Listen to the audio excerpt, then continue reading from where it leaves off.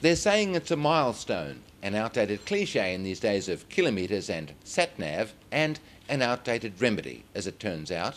This week, the State Department of Environment and Heritage announces the 1 million seedling has been planted on the lower lakes in a huge program to stop the spread of acid sulphate soils. The story goes like this. So much water is extracted from the River Murray system here and in 3 other states that the level of the lower lakes has dropped. They're now the lower paddocks. The lake bed is dry, exposed to oxygen. The soil, the ground itself, undergoes chemical changes. It's turning acidic.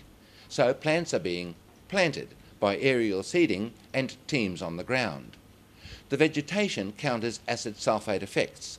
$10 million it's costing, this revegetation program, most of it channelled through the Commonwealth. $10 million spent on the lower lakes is part of the cost of growing rice in the New South Wales Mallee, cotton at Warren and Narrabri, oranges, almonds and grapes in the South Australian Riverland. We pay that $10 million to compensate the river for its lost water, and if we put a dollar value on other environmental costs, habitat loss, threatened species, dead river red gums, then the real price of oranges we buy in Adelaide or the real cost of South Australian wine we buy at the bottle shop is much higher than we imagine.